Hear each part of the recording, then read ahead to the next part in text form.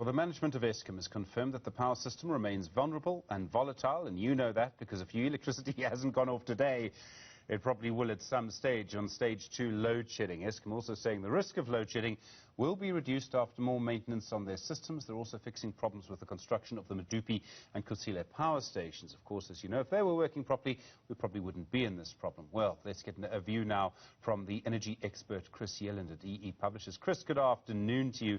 I mean, some of this we know. We know that there have been huge problems with the power stations. We know there have been problems with getting Medupi and Kusile getting going. You'll have watched this briefing today by Eskom. Do you get a sense they're on top of things? I sense that the issues are becoming somewhat overwhelming. So I don't know whether I'm right in saying this, but I kind of I didn't sense that feeling of great optimism that they were on top of things.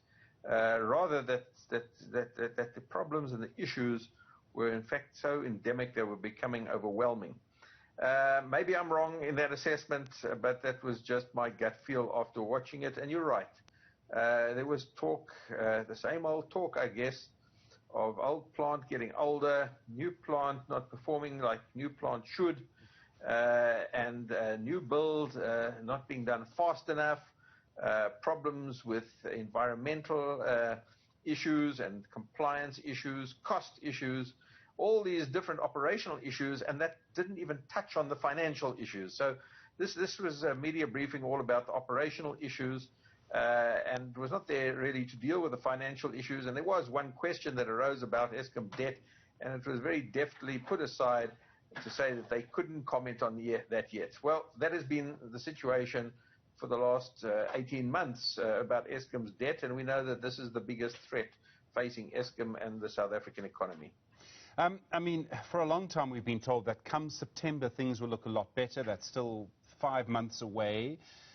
Do you have any hope that that could still be the case? I mean, you are sounding, I'm afraid, quite despondent this afternoon.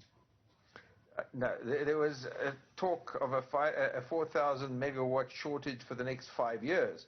And when a question was asked as to what happens if this shortage grows to more than 4,000, and the answer was what we all know, that if the economy grows, then it's going to certainly be more than 4,000 megawatts. So I don't see an end to this intermittent load shedding in September, and certainly I didn't get any such impression from the media briefing today. So, I mean, it's easy to say that people are doing the wrong thing or doing the right thing. The bigger question is what can be done. We know that Medupi and Kusile won't be fixed very quickly. I mean, does Eskom have any other options? It doesn't seem like it. Look, the real solutions lie outside of Eskom's hands. Of course, they should be doing maintenance, and they are doing maintenance at increasing levels. You know, the maintenance is now sitting at about 14%, 15% of total outages, and that's high. It's not like they're not doing maintenance, but just remember that by doing this additional maintenance, they're taking units out of service, and that affects the availability. So the more maintenance you do at a particular instance, the less generation capacity is available to meet demand. And we know that demand is picking up now slightly after the COVID last year reduced demand by about 5%. So it's starting to pick up, get back to normal. But as it does so, and you're also doing at the same time more maintenance, you're going to have more load shedding. And I think we're going to have to learn to live with this for some years to come. And the real solutions do not come from maintenance. It's something you have to do, but the real solutions are going to come from new generation capacity. And we know that this new generation capacity from state procurements, that's the risk mitigation IPP program, that's 2,000 megawatts. From the renewable energy IPP program, that's bid window 5, 2,600 megawatts. That's not going to come onto the grid for 3 years. So the solutions in the short term are tightening one's belt, using less energy, getting used to load shedding, becoming more efficient, and customers becoming part of the solution and generating their own electricity in order to relieve Eskom of its burden and to reduce the amount of used from grid electricity. And that will all help Eskom, and that's why Eskom is really encouraging generation by customers, by mines, factories, industry, farmers, etc. I mean, the only other option, I suppose, is to allow people to generate more of their own electricity and to allow them to sell it. But that, as we know, is hugely contentious. It is contentious, but it has to be done.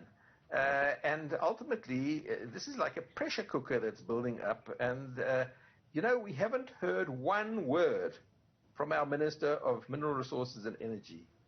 Nor, by the way, have we heard one word from our Minister of Public Enterprises throughout this crisis. I'm talking about the last week. And for me, that's the test of leadership. We really need leadership. We need to know what is going to be done. Ultimately, my message to customers is become part of the solution by generating your own electricity. That will at least reduce your reliance on grid electricity.